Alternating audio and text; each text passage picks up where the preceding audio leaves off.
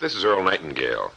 The purpose of this recording is to tell you about and try to condense one of the most amazing books ever written, Think and Grow Rich by Napoleon Hill. Without question, this single book has had a greater influence on the lives, accomplishments, and fortunes of more individuals than any other work of its kind.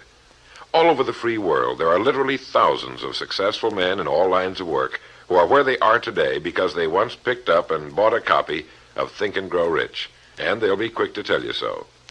I first discovered this remarkable book in the fall of 1949. It was of enormous help to me. It helped me decide once and for all how I was to accomplish my goal. It unified my thinking and gave me a straight, clear road to the point I had decided to reach. One of my closest friends found the book several years ago and stayed home for 3 days reading and digesting its material, and he then went on to reach the top in his industry. I've sat in richly paneled, carpeted executive offices and listened to world-famous business leaders, some of them old enough to be my father, tell me that everything worked out fine after they had read Think and Grow Rich. Now, what's the secret of this amazing book? Why has this book, out of all the thousands of self-help books, remained the one towering giant? I think to understand this, you have to know Napoleon Hill as I do. He certainly was not the first man to be appalled at the poverty and seemingly endless struggle and lack of direction he saw about him as a boy and as a young man, nor was he the first to write on the subject. But he possessed two unique, highly developed abilities seldom found in one man. The first was in the manner in which he approached his subject. Napoleon Hill went after the answers to achievement in the same way a scientist seeks to open to the light of reason a secret of nature. He went after the solution to accomplishment in the same way Thomas Edison discovered the solution to the electric light, relentlessly, indefatigably, implacably, until the truth, which had been there all the time, was revealed to him.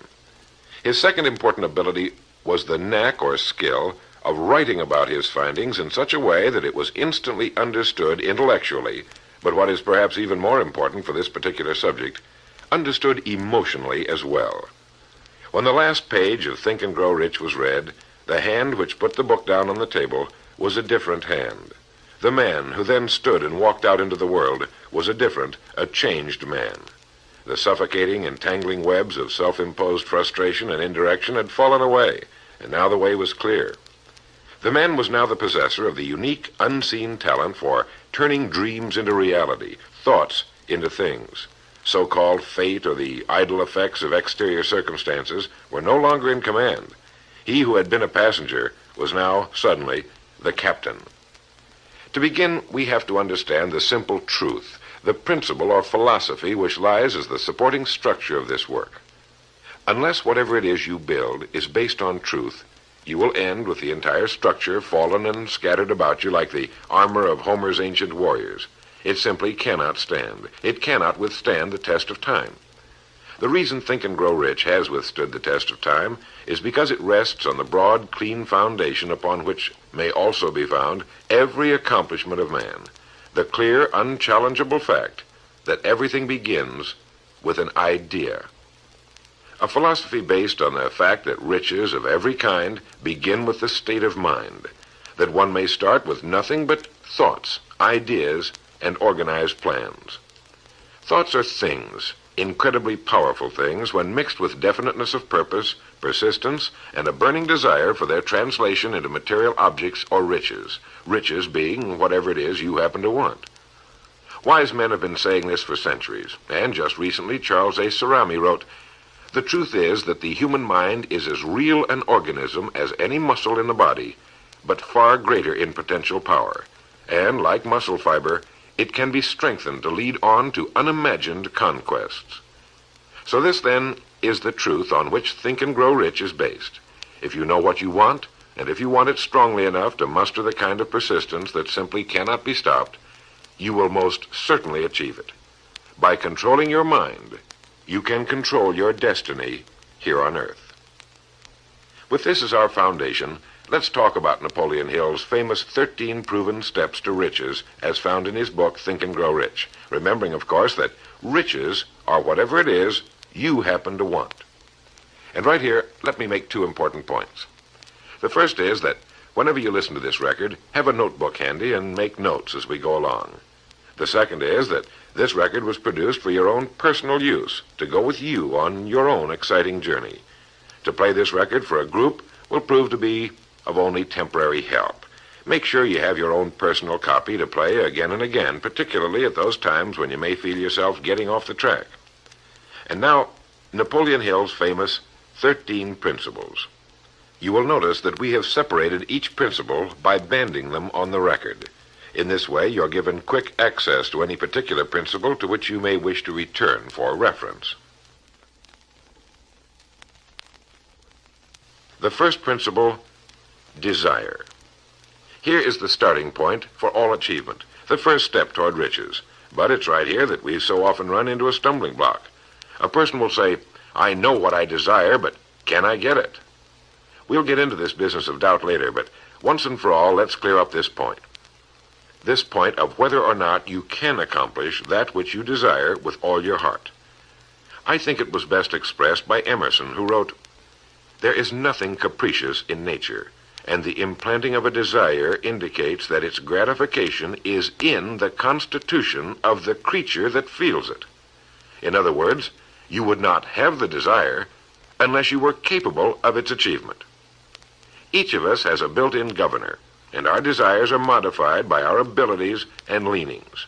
Whatever it is that you desire with all your heart, understand once and for all that it can and should be yours.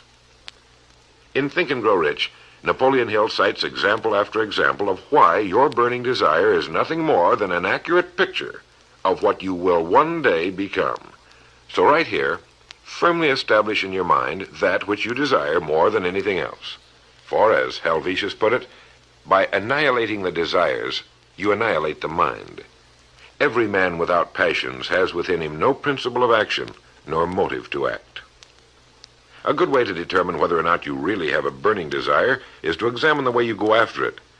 If you go after that which you think you desire tentatively, timidly, in an attempt to play it safe, you don't have a burning desire at all. You can't get to second base if you keep one foot on first. But if you're willing to burn your bridges behind you and say once and for all, this is it, this is what I will do, and I will never retreat, I'll never go back, then you have the sort of desire that can only end in success. It takes that kind of resolve to be able to keep picking yourself up after the falls you're bound to take. The only people who don't make mistakes are those who never try anything, the timid feeders in the lagoon who never venture into the broad deep sea beyond. While these principles will work for anything you may want, a more harmonious home life, a more successful career, for our example, let's say your desire happens to be more money, to better care for your family and provide for your future years, to get your share of the prosperity that lies ahead. Napoleon Hill gives us 6 definite, practical steps to follow. 1. Fix in your mind the exact amount of money you desire. It is not sufficient merely to say, I want plenty of money. Be definite as to the amount. There's a psychological reason for definiteness, which will be described in a subsequent principle. Number 2, determine exactly what you intend to give in return for the money you desire. There's no such reality as something for nothing. 3, establish a definite date when you intend to possess the money you desire. And 4, create a definite plan for carrying out your desire and begin at once, whether you're ready or not, to put this plan into action. 5, write out a clear, concise statement of the amount of money you intend to acquire, name the time limit for its acquisition, state what you intend to give in return for the money, and describe clearly the plan through which you intend to accumulate it. 6, read your written statement aloud twice daily, once just before retiring at night, and once after arising in the morning. As you read, see and feel and believe yourself already in possession of the money, or whatever your goal happens to be. It's important that you follow these instructions to the letter. Play this part of the record over until you have it down to your satisfaction, for this is by far the most important of the 13 principles, and this chapter of the book ends with these words.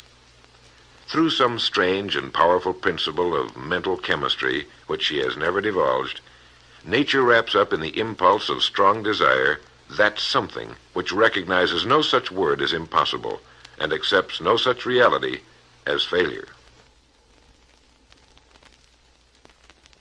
The second principle is faith.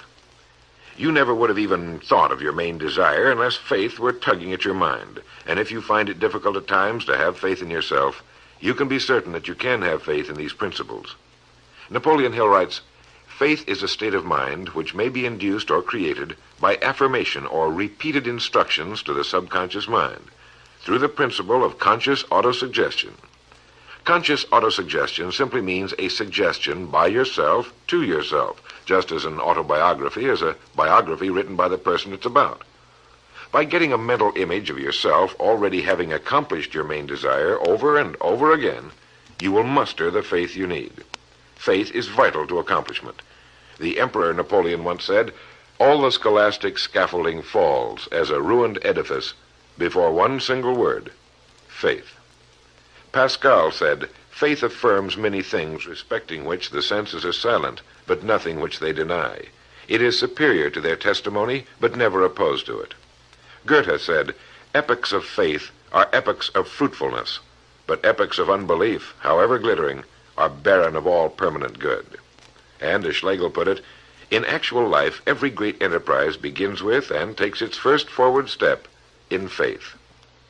Have faith that you can accomplish that which you seek, for you would never have decided upon it unless it was meant for you to accomplish. In his chapter on faith, Napoleon Hill gives us a self-confidence formula. First, I know that I have the ability to achieve the object of my definite purpose in life, therefore I demand of myself persistent, continuous action toward its attainment, and I here and now promise to render such action. Second, I realize the dominant thoughts of my mind will eventually reproduce themselves in outward physical action and gradually transform themselves into physical reality. Therefore, I will concentrate my thoughts for 30 minutes daily upon the task of thinking of the person I intend to become, thereby creating in my mind a clear mental picture of that person. Third, I know through the principle of autosuggestion any desire that I persistently hold in my mind will eventually seek expression through some practical means of attaining the object back of it. Therefore, I will devote 10 minutes daily to demanding of myself the development of self-confidence.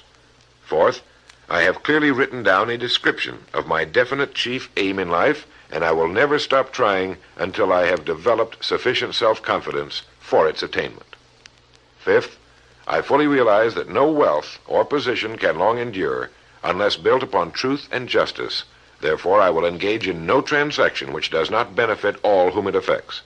I will succeed by attracting to myself the forces I wish to use and the cooperation of other people. I will induce others to serve me because of my willingness to serve others. I will eliminate hatred, envy, jealousy, selfishness, and cynicism by developing love for all humanity, because I know that a negative attitude toward others can never bring me success. I will cause others to believe in me because I will believe in them and in myself.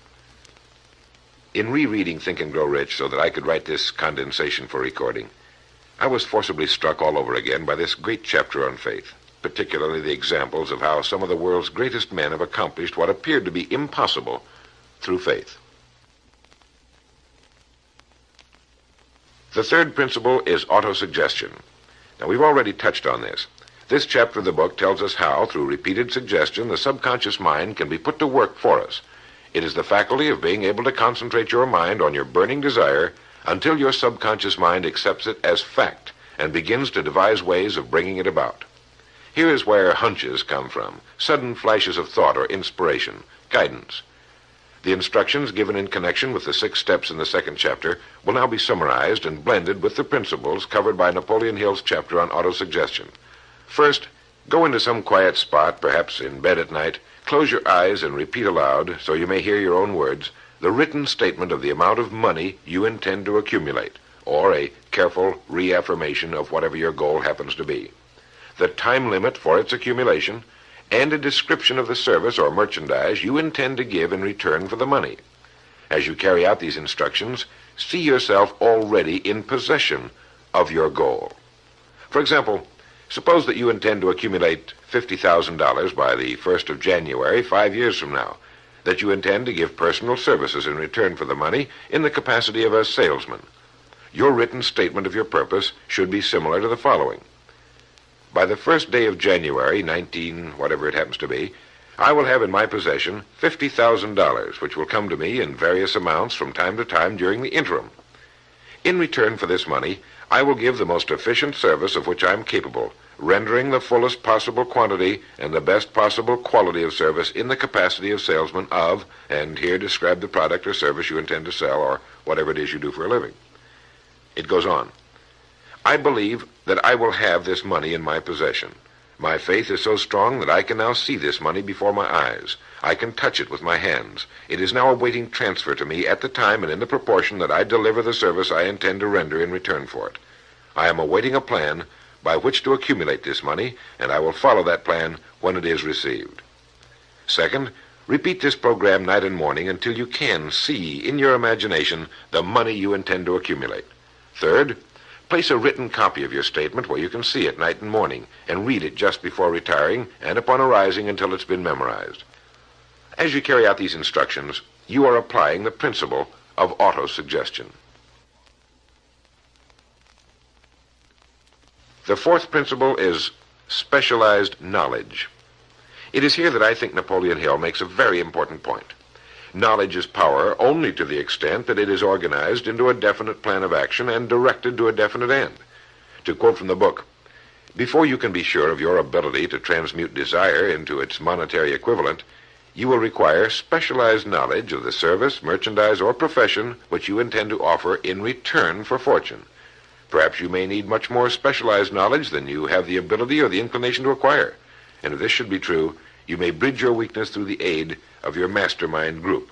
More on this later, but for now realize that you must learn all you can about your specialty. Set aside a definite time every day for learning more about what it is you do for a living. Take the courses that are offered on your subject and associate with men who know your business well. The fifth principle is imagination. The imagination is literally the workshop wherein are fashioned all plans created by man. The impulse, the desire, is given shape, form, and action through the aid of the imaginative faculty of the mind. It has been said that man can create anything he can imagine. As Napoleon Hill says and teaches, whatever the mind of man can conceive and believe, it can achieve. Man's only limitation within reason lies in his development and use of his imagination and subsequent motivation to action. The great leaders of business, industry, finance, and the great artists, musicians, poets, and writers became great because they developed the power of self-motivation. Incidentally, one of the best books ever put together on this subject, if not the greatest, is Success Through Positive Mental Attitude by Napoleon Hill and W. Clement Stone. I suggest you get a copy from your bookstore at your earliest convenience. If your bookstore happens to be out of the book, you may obtain a copy by writing to the address on the label of this record. As you go about your daily work, think constantly of ways in which it could be done better, more efficiently. Think of the changes that are inevitable. Can they be made now? And if you feel limited, remember the words of the late Frank Lloyd Wright. He said, "The human race built most nobly when limitations were greatest, and therefore when most was required of imagination in order to build it all. Limitations seem to have always been the best friends of architecture." As you build your future from this point onward, don't concern yourself with limitations, but remember that they may be your best friends, since they require imagination if we're to rise above them.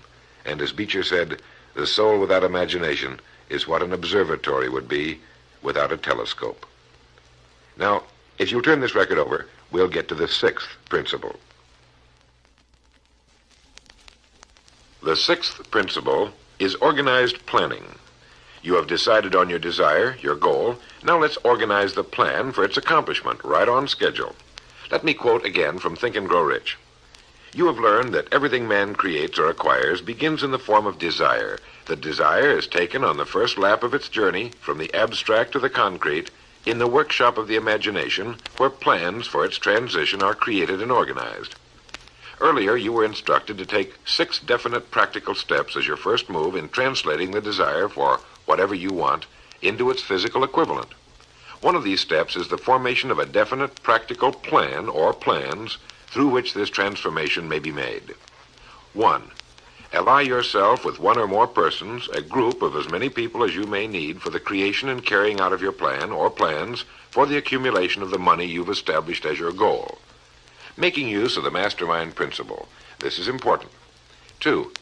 Before forming your mastermind alliance, decide what advantages and benefits you may offer the individual members of your group in return for their cooperation. No one will work indefinitely without some form of compensation, although this may not always be in the form of money. 3. Arrange to meet with the members of your mastermind group at least twice a week, and more often if possible, until you have jointly perfected the necessary plan or plans for the accomplishment of your goal. 4. Maintain perfect harmony between yourself and every member of your mastermind group. Keep in mind these facts. First, you're engaged in an undertaking of major importance to you. To be sure of success, you must have plans which are faultless. Second, you must have the advantage of the experience, education, native ability, and imagination of other minds. This is in harmony with the methods followed by every person who has risen above the average. Work at this until you have a well-executed, formal plan for reaching your objective. In this way, you're never confused or wondering what you should do next. Every morning you know exactly what you're going to do and why. It is in this chapter of Think and Grow Rich that Napoleon Hill gives us his 11 qualities of leadership. 1. Unwavering courage. 2. Self-control. 3. A keen sense of justice. 4. Definiteness of decision. 5. Definiteness of plans. 6. The habit of doing more than paid for. 7. A pleasing personality. 8. Sympathy and understanding. 9.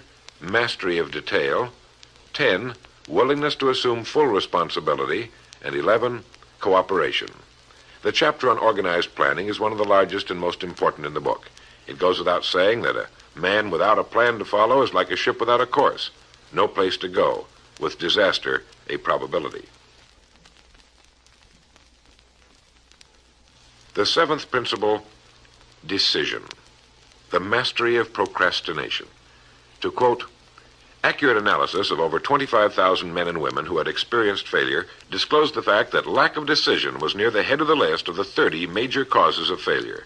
This is no mere statement of a theory, it is a fact.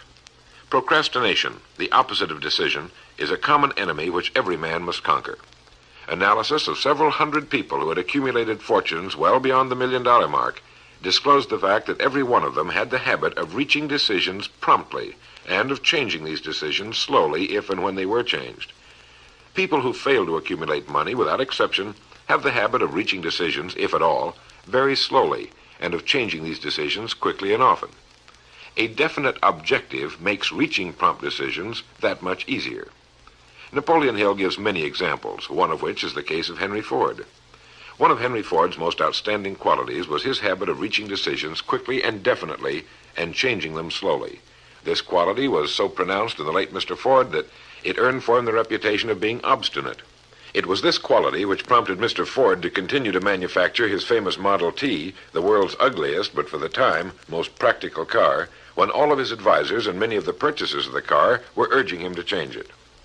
Perhaps he delayed too long in making the change, but the other side of the story is that his firmness of decision yielded a huge fortune before the change in model became necessary, and the company is certainly none the worse for it today. When you make up your mind, stay with it. The majority of people who fail to make the grade are generally easily influenced by the opinions of others, easily swayed. They permit the newspapers and the gossiping neighbors to do their thinking for them. Opinions are the cheapest commodities on earth. Keep your own counsel when you begin to put into practice the principles we're describing here. By reaching your own decisions and following them, take no one into your confidence except the members of your mastermind group, and be very careful in your selection of this group, that you choose only those who will be in complete sympathy and harmony with your purpose. Close friends and relatives, while not meaning to do so, often handicap one through opinions and sometimes through ridicule. Thousands of men and women carry inferiority complexes with them all through life, because some well-meaning but ignorant person destroyed their confidence through opinions or ridicule. If a decision is worth anything at all, it's worth sticking to until it's been completely worked. The 8th principle, persistence. Napoleon Hill defines persistence as the power of will. Willpower and desire, when properly combined, make an irresistible pair. Persistence to an individual is what carbon is to steel. In uncounted thousands of cases, persistence has stood as the difference between success and failure. It is this quality more than any other that keeps the majority from great accomplishment. They'll try a thing, but as soon as the going gets tough, they fold. Experience with thousands of people has proved that lack of persistence is a weakness common to the majority of men. It is a weakness which may be overcome by effort. If you're to accomplish the desire you've set for yourself, you must form the habit of persistence. Things will get dark. It will seem as though there's no longer any reason to continue. Everything in you will tell you to give up, to quit trying. And it's right here that the men are separated from the boys. It's right here that if you'll go that extra mile and keep going, that the skies will clear, and you'll begin to see the first signs of the abundance that is to be yours because you had the courage to persist. With persistence will come success. Persistence is a state of mind. Therefore, it can be cultivated. Like all states of mind, persistence is based upon definite causes, among them these. 1, definiteness of purpose, knowing what you want. 2, desire. 3, self-reliance. 4, definiteness of plans. 5, accurate knowledge, knowing that your plan is sound. 6, cooperation. Sympathy, understanding, and harmonious cooperation with others tend to develop persistence. 7, willpower. 8, habit. Persistence is the direct result of habit. The 9th principle, power of the mastermind. It is in this section that Napoleon Hill describes the importance of forming a group of individuals sympathetic to your desire. They may be individuals with similar plans. A mastermind group can be made up of 2 or more individuals. No 2 minds ever come together without thereby creating a third invisible, intangible force, which may be likened to a third mind. You may have noticed many times that by discussing something with another individual, you suddenly get good ideas as a result of this association. Ideas you would not have gotten without this association. The same thing happens to the other person. A lot of good ideas have been born in individual minds as a result of having met in committee. Associating with your mastermind group is not meant as a means of letting others do your thinking for you. Far from it. It is to stimulate your own thinking through the association with other minds. No one knows everything. The more sympathetic minds you get together, and by sympathetic I mean working for a common purpose, the more related information is going to be available, and great ideas are a combination of related information. So pick the member or members of your mastermind group with care. Make sure they're people you respect and who are hard-working and conscientious. You'll have a lot of fun, and you'll all reach your goals just that much sooner. The 10th principle could be called enthusiasm. That is, the enthusiasm that comes from the channeling of all bodily drives into positive, worthwhile outlets. It is in this chapter that Napoleon Hill describes the importance of the woman, the one and only woman, in the achievement of a worthwhile goal. It seemed quite significant to Mr. Hill that practically every great leader was a man whose achievements were largely inspired by a woman. When things get tough, and you can count on it, they will, you may be deserted by what you thought were friends. But if you've got a good woman, you'll never be alone. She'll be willing to start over again if necessary, and she'll give you the new enthusiasm that comes through her faith in you. Having someone to love is having someone to share your success and accomplishments, to give you the praise that all of us need from time to time. A man can become successful without a wife and family, but all the real joy is taken out of it. Take care of your wife and children as your greatest possessions.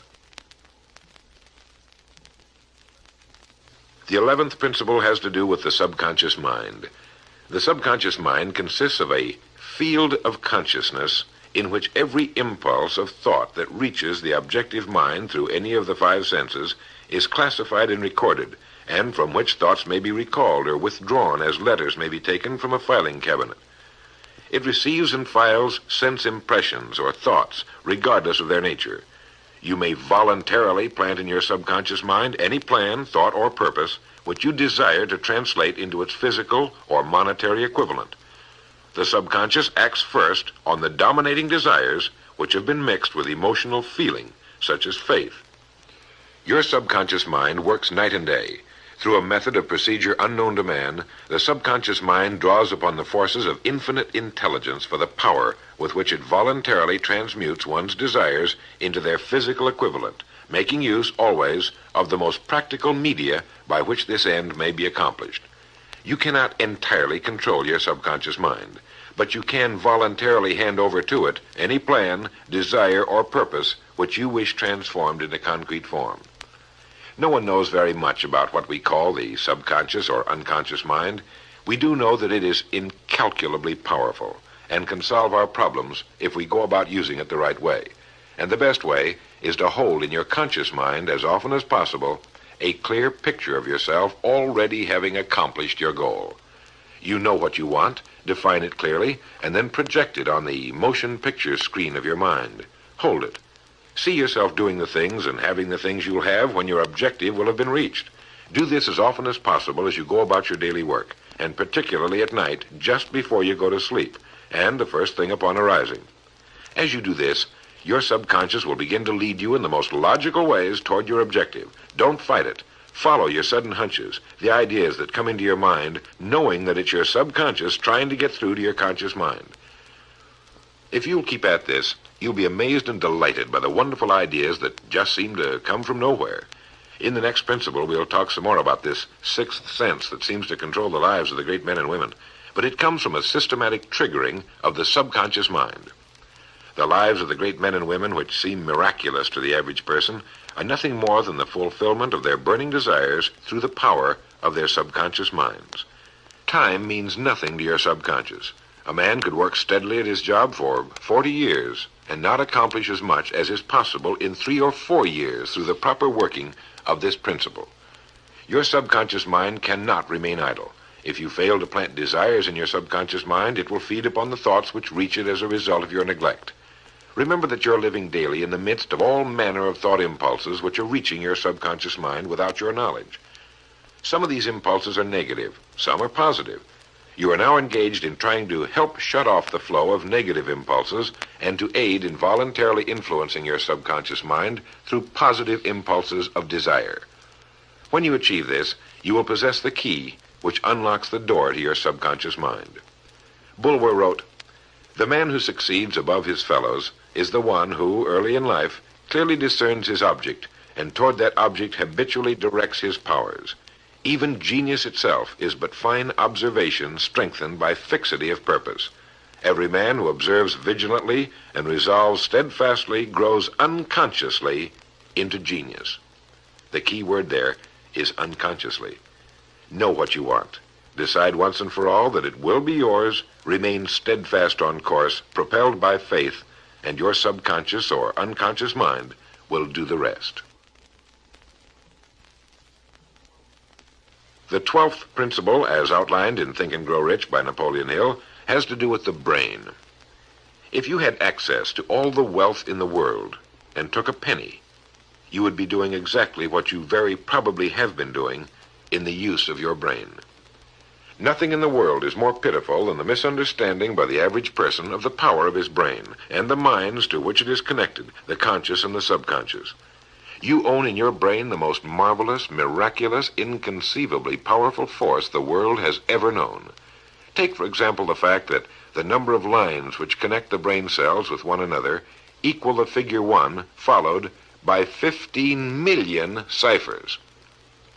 It has been determined that there are from 10 to 14 billion cells in the average human cerebral cortex.